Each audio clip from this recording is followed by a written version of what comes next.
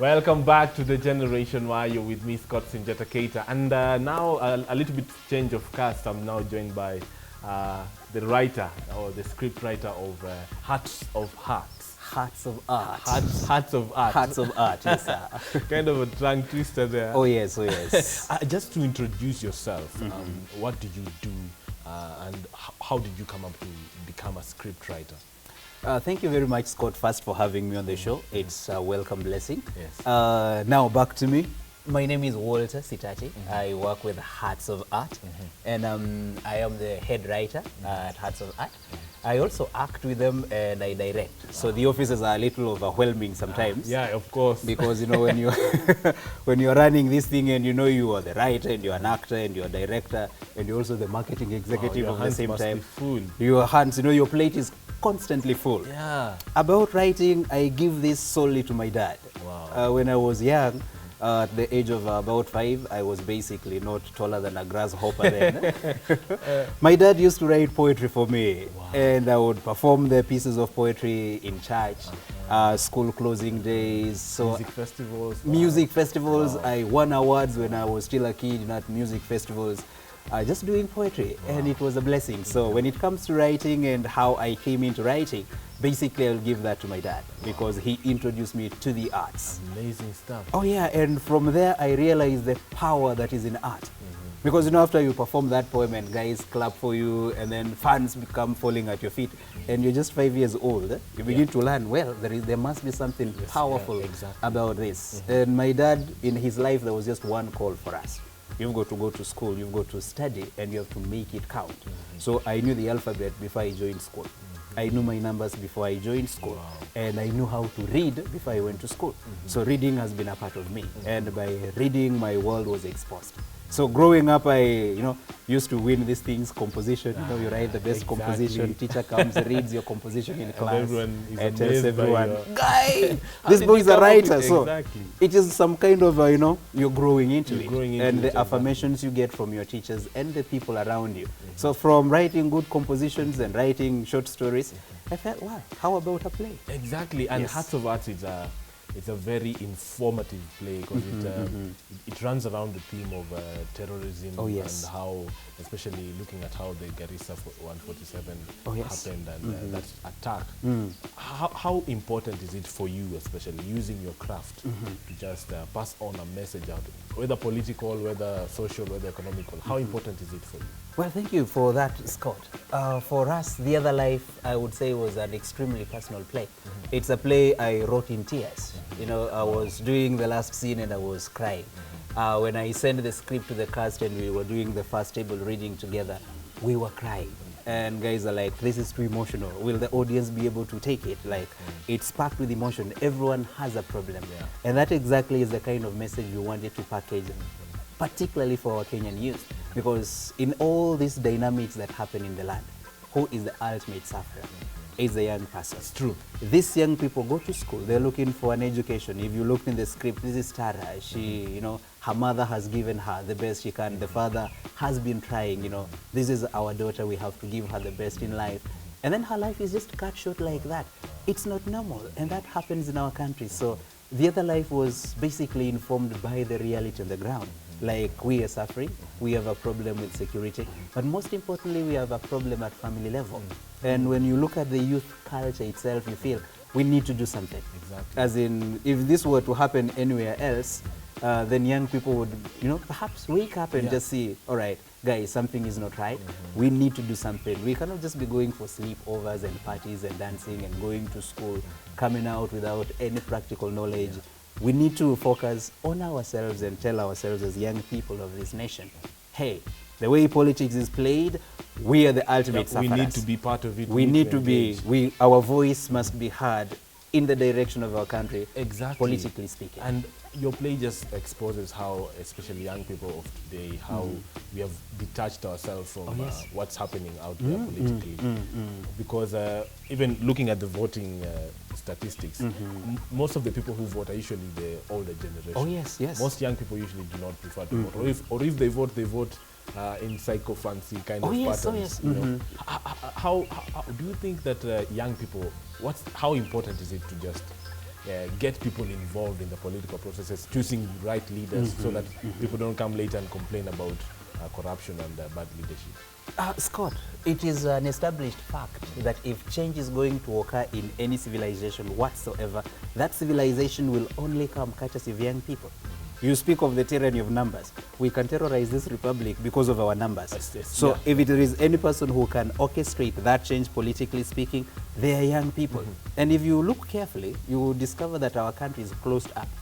Young people find it hard to access the space they are looking for, whether it is looking for employment, or it is for creative expression through art. Yeah. You find the country is locked up. Look at the TV content, right? Most of our local programs on TV, who are the writers behind that, and who are the producers behind that? And the young people are only used for talent. And talent in the country does not give you so much. Yeah, so. It's not the young people who are writing this talent, the creative process. No. They're not engaged in that. They're not engaged, Wow. They are satisfied with just appearing on TV. On TV and just being used as talent. Yes, then you meet the same fellow who's been on a TV. You meet on the streets, they can't buy you a soda. True. They're asking for fare to go home, and you wonder, you're on TV. So do you know you are right? Can they make financial sense? Yeah. You compare that to outside the country, you discover Tanzania is doing very well. The artists are the richest. Musicians are the richest. Our musicians, really, I doubt they're making that good money. All right. You look at the actors outside the country, look at the people who are winning Emmys for the young teens category, Kina Emily Van Camp of Revenge. Yeah. Young people, and they cross billions. Wow. Look at the Big Bang Theory, These are still young people. It's true, and in Kenya, most young people have this perception that you have to get old or mature to at least get successful in life. Really, what do you have to say for that? Really, we should run away from that. I'm glad you watched The Other Life, and you'll discover the entire cast. These are young people. Exactly. I'm the oldest around, and I'm proud. These are university students. The lady who was doing Elsa, she's a second-year university at Moi University. The girl who was playing Tara, she is a second-year student of nutrition at Kenyatta University. They have classes, they have cuts, but they make time to come and just grow talent-wise. And bad as the show was, we raised sufficient money to pay our cast. It was a good show, by the way. It wasn't bad. It's just being humble. It was actually an extremely good show. We thank God, sir. So we are bringing together young people. And now we have a panel of writers. And they are young. All of them under 25. Wow. And the kind of scripts they're doing. Next year, we are doing a show every single month. Wow.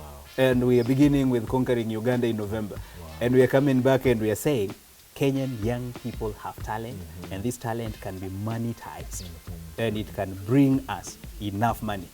Let's shy away from this kind of politics. Every time someone wants to help the youth, will tell us, oh, come into a group and then begin washing cars. That is good. Come into groups, collect a litter from your streets. That is good. But is that really why we went to school? Is that the only thing we can do? Is that the only thing we can do? Because if all of us are going to collect garbage, who will write the checks? Come on, who is going to write the checks for us, like you so accurately put it? So I resist to believe that young people can only do such certain jobs, which are also important, in fact, for the collective welfare of our society. But we are saying, if we can come together with our talent and our creative expression and demand the best out of ourselves, it's one thing to want to express art. It's another thing to want to express that art beautifully. Yes. I think even young people, just given our numbers, we can elect young people into positions of power. These are guys who are coming in with new ideas, fresh perspective. We look at things and we say, if there is anyone who can tackle the problems in this nation, tribalism. We are not tribal. Young people are not so tribal like the old generation. It's true. Right? For us, we are free. We love anyone there is to love. We walk with anyone there is to walk with. Because again, I noticed this when young people meet up in one area or one community, they usually they have their own kind of language. Of course, most young people speak in Sheng. And that just kind of eliminates any traces of tribe or ethnical alignment. So that's actually a very strong element of young people. But again, coming again to how you guys started, when did you begin the journey of now having the group, the actors, the directors, the writers as Hearts of Hearts? Yeah, we began our journey in 2012, and how it began was very easy. I had just come into the city at that time, having taught high school for 5 years. I crossed over to the city, and my interest was to go and act. I had connections with Juma Anderson of Papa Shirandula. Yes. They had at some time come to perform in our school, and they loved what we were doing there as a drama team. And he said, "What are you doing in the village?" Because then I was in, I was in Western Province, the intestines of Western Province, somewhere in Miseho. And he said, "Come over, cross over to the city. There are opportunities for you in the city." So when I came, my first task was to join, Papa Shirandula, and I went for the auditions. They had auditions at that time. I arrived there at about 10 in the morning. I was shocked. I was auditionee number 967. Wow. And by the time we were coming to 3 p.m., they were actually auditioning number 4. What? So I saw the desire and the heart and the thirst in young people, basically to find space, to express themselves artistically. And I said, wow. So I did not go for the audition. I went back to the house and I said, all right, how best can we handle this tremendous number of young people who are interested? So we just made a plain call on Facebook. We said, a new theater team is coming up. No qualifications, nothing, just desire and availability. Passion. And then we began at Uhuru Park. So come to Uhuru Park. When we showed up for meeting 1, the numbers were overwhelming. We had over 1,000 people, and then we say, okay, now how do we take care of all these people? So that is how we began. Like, we are so many, and then you discover there is something about young people. We want fame, and we want success, and we want Instantly. it now. Yeah, exactly. If it's not happening now, we are not with you. So 1 week later, the numbers had reduced because I couldn't write so many scripts to take care of everyone, because we were working on 3 scripts at the same time, and it was tough. And here we are. We have a script, and we have people, and we are working. And it was amazing, Scott, because we were rehearsing from Uhuru Park. And as we were doing our rehearsals, guys would stop their other business and then just come and give us audience and watch us, run through our rehearsals. And that is how the journey began. We didn't even know when we'll ever perform the first show. So I wrote to Agano Odero. I happened to be a friend at that time. He had been at a book launch I was emceeing, and we became friends. So I wrote to him and requested to perform and then pay after the performance. And he was gracious. He said, I am giving you an opportunity. You're doing a whole weekend. You will just pay for 1 day. The other days, use that money to do your marketing. And we got it right. Wow. And that's how you started? And that's how we started, with the 2 plays at the National Theatre. So the audience comes in at 2, and they don't go anywhere. You watch play 1 by this team, play 2 by this team. And that is how we began our journey. Amazing stuff. We're going to take a short break. We'll be right back. You're watching The Generation Live.